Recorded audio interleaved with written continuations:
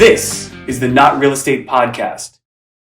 Welcome to the Not Real Estate Podcast. I am your host, David Miller, and I am honored to be joined by my guest today, Phil Von Eiff. Hi, Dave. How are you? Welcome. Good to see you. Thanks for having me. I appreciate it. Yeah, no problem. And so, true to the title of the podcast, Not Real Estate, we really are not going to talk about real estate today. Fair enough. Because you're not a real estate guy. I am not. God bless Not you, even right? remotely. That's a good thing. Yep. So, Phil, what's your background? What do you do?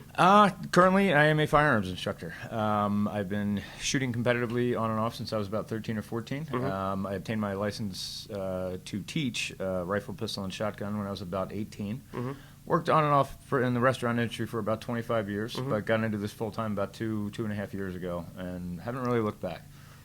So, what does that mean? So, gun instructor. So, if I want to, that is a very broad term. Yes. That is a very. So, if I want to term. get my gun off, exactly. Do I come to you? I'm like, hey, I want to. Yeah, I just want to go shoot. No. Right. In Maryland, we are definitely a much stricter state when it comes to firearms laws than most others, especially our neighbors to the north and the south. In Maryland, if you were to purchase a handgun, you have to take what is required is the Maryland Handgun Qualification license course, which is about a 4-hour course, which we teach. We also do the wear carry, concealed carry license class, which is a 16-hour course. It's about 2 days, but that enables you to be able to protect yourself out in society. The criteria for state police that they're looking for that is usually if you own your own business or LLC, if you're transporting large amounts of cash, checks, that sort of thing. But just to buy something for home defense, it is required to take that 4-hour class, and we specialize in that. I'm not really a gun person myself as much as I'm asking these questions. Sure. Obviously, a lot of our audience are real estate people. Right. And real estate agents, by nature, are by themselves a lot.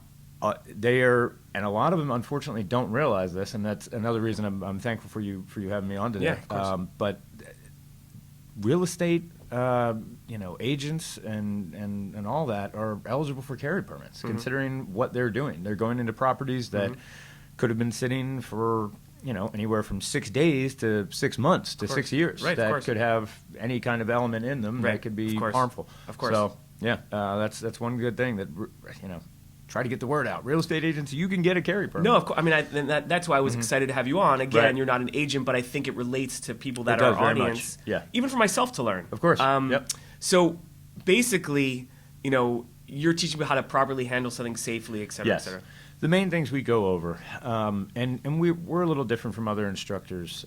We don't show any videos in our class. Unfortunately, a lot of instructors, you'll sit down, and here's a YouTube video. Thanks for paying us $200 to have somebody else teach you, which is ridiculous. But we're all hands-on. We go over everything as far as storage, transportation, what you can and can't do in a home invasion, liability issues that could arise if a firearm is stolen out of your home, and how that could affect you.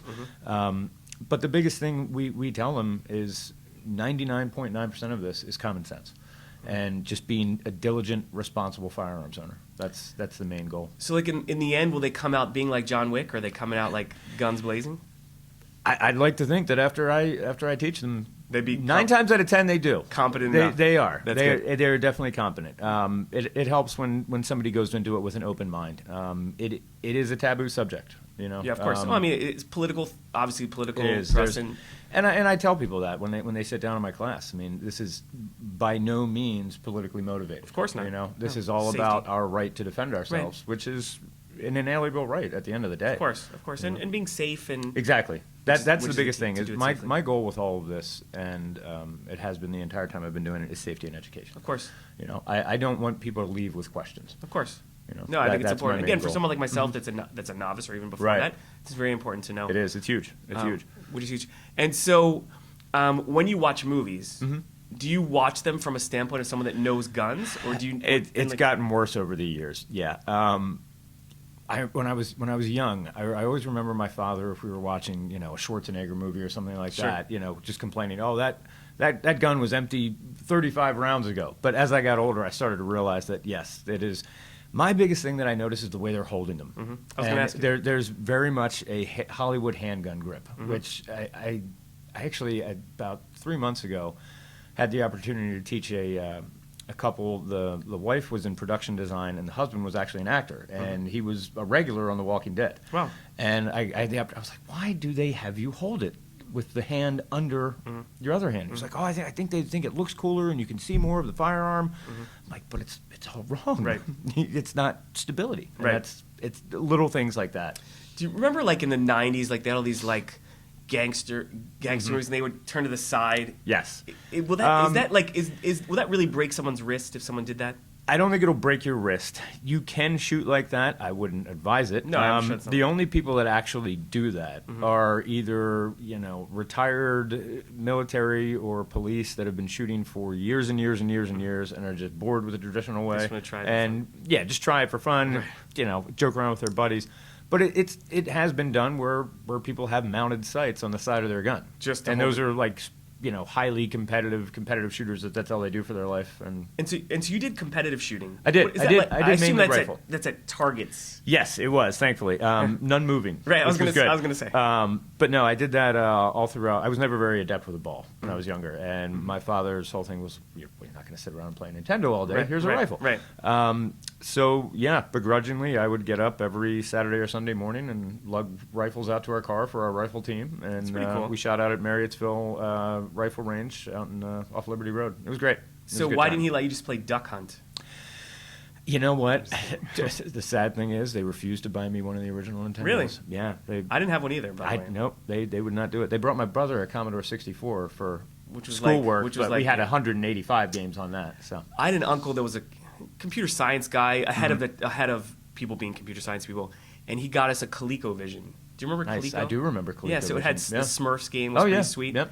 Pitfall, Exactly. which I never got past the first level. No, but I don't think anybody did. I don't understand. Like, games back then, you couldn't beat them. Impossible. And you couldn't save them. No. I joke with my kids all the time. I'm like, this is Right. cookie cutter stuff. Respawning in a game. Try getting to the end of the level and dying and Right. then having to start the entire game over. But there was one game, Contra, which I didn't have and my friends did, and there was a cheat code that me you too. Right, you didn't die, right? It was like unlimited. 99 lives or something. Yeah. And then there's another game, Bad Dudes. There was also like a cheat code for Bad Dudes. Oh, It was the same thing. It was like two team fighting. Same thing with your buddies. Beating people up along the way. Exactly. Why not? Nothing bad with that. That's so funny. So you can't watch movies or you can watch movies, but you see the. I'm a little objective sometimes. Yeah. Is there a movie is a movie series that you would say is the most accurate way they handle guns? John Wick does a very good job. That's what I hear. I will give that series that, mainly because of the intense training that Keanu Reeves went through. And those videos are out there. I don't know if you've seen I've any of seen them. Yeah, it's people send them wild. to me. It's really wild.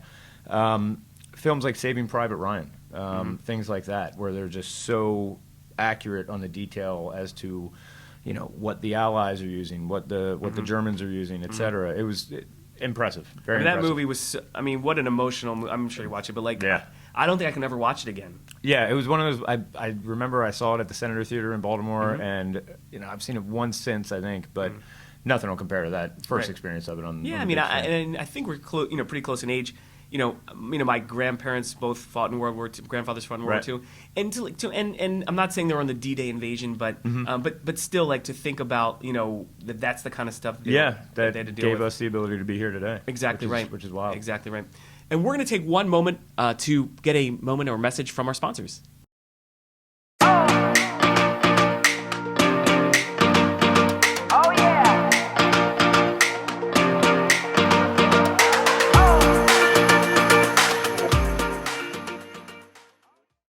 So movies like that, Saving Private Ryan, it's tough to see a second time just because it seems like heavily so real. emotional. Yeah, seems so very real. emotional. But no, even now with modern stuff like some of the Marvel stuff or other action movies, I do notice and I pick it up and it's like, oh, Scarlett Johansson, somebody taught her how to hold a gun correctly. Good for her. And I know that's a real career for people is to teach it is, absolutely. in Hollywood, right? Yeah, it is very much so. I know sadly the news, right? We're dealing with the Alec Baldwin shit. Yeah, we don't want to ruin the morning with that. Yes.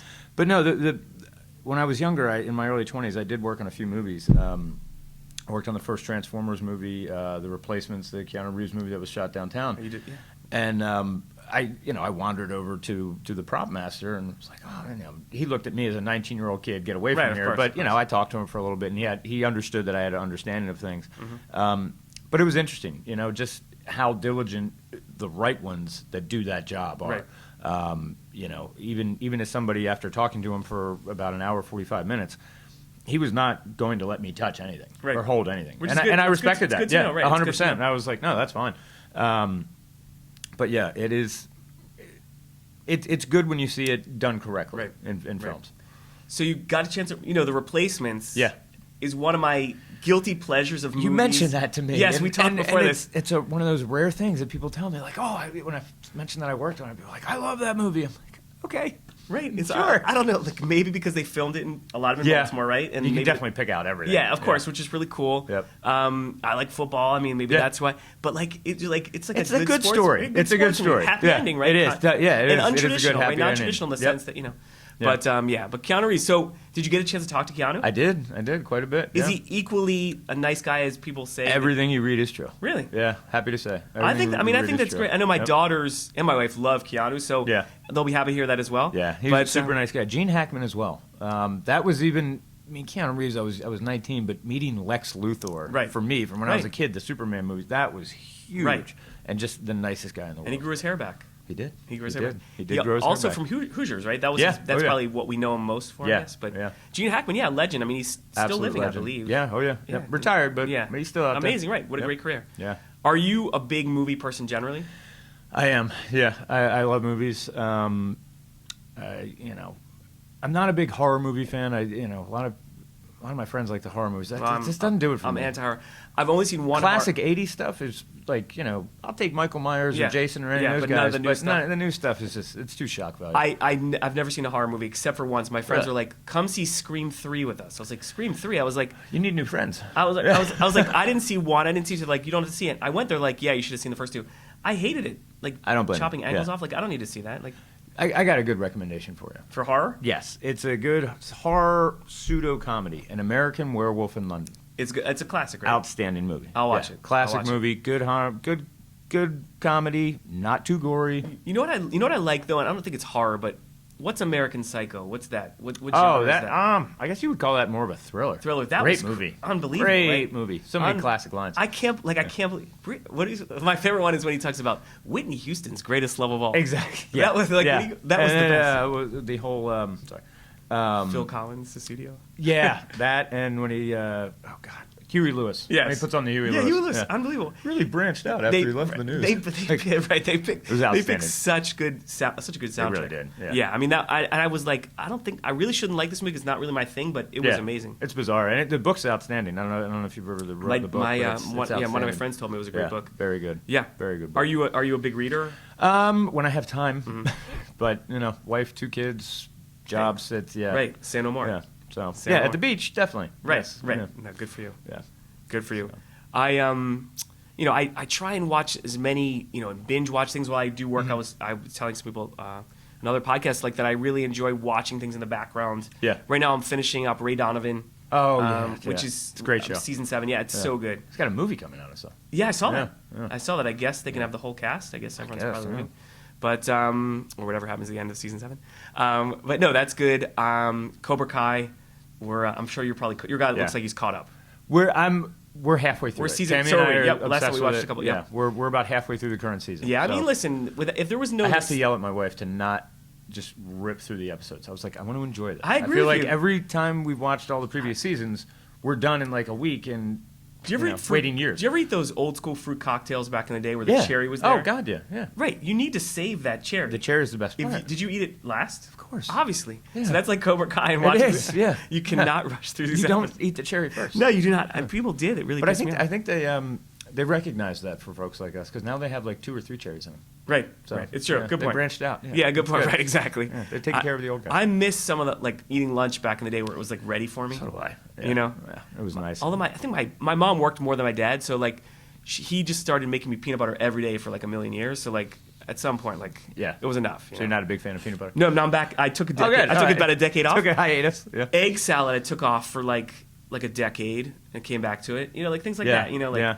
But now I'm just like I have boring lunch. I'm so sick of like work lunch. I'm like I can imagine. salad in a Yeah. bag or Yeah. eat a bar. It's just really Well, boring. for 20 years, I was eating lunch at 3 o'clock in the afternoon and dinner at 10 o'clock in restaurants. Yeah. So, yeah. Yeah, It was so very nice to get out of that and like, oh, People actually Good. eat at normal times. Good for you. Everybody in my family gives me crap for when it's dinner because I take the longest to eat out of everybody. You take your time. Yeah, I'm like, I stood for the past 20 years Right, you're eating my dinners. appreciating Like, sitting, yeah, I just sitting, want to sit and enjoy sitting the down, meal. sitting down doing it. So you grew up in Maryland, in the Baltimore area? Yep, grew up in Baltimore. Did you ever live out of state? Or? I did, yeah. I not crazy far in the first one, but I lived in Washington, D.C. for about 2 years, and then lived out in Los Angeles for about 2.5 years, 2-3 years. Left Coast. Yeah. Did you It was enjoy nice. being out there or no? I did. I enjoyed it a lot. I don't know why I think that now, but I used to miss the fall a lot when I was out there. Now I'd be on a 21-degree day. I'd be happy with not having fall. Cold hurts. It does a lot. But no, it was great. It was a great experience. I lived at the beach. I worked at a comedy club over there called the Hermosa Comedy and Magic Club. Jay Leno was a regular every Sunday night. That's yeah, pretty it was cool. pretty wild.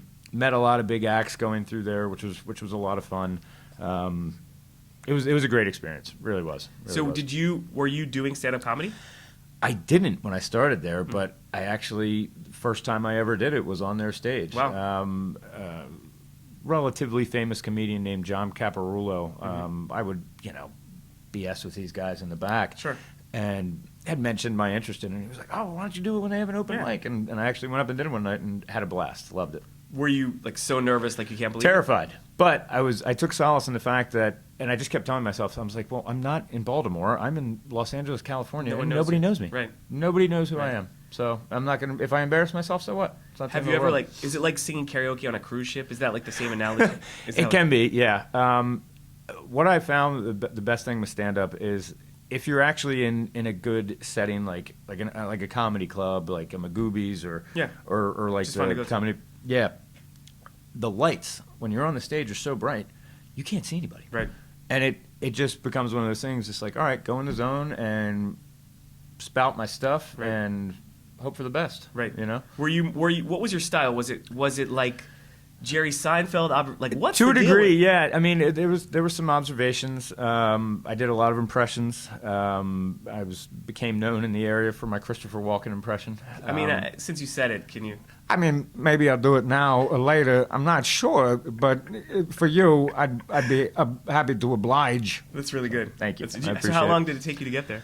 To get to that impression, Yeah. honestly, I annoyed it with my friends for years. That's amazing. Just really annoyed, like, to the point where I would just Right. talk like that for hours and Right. just like stop, just Right. stop.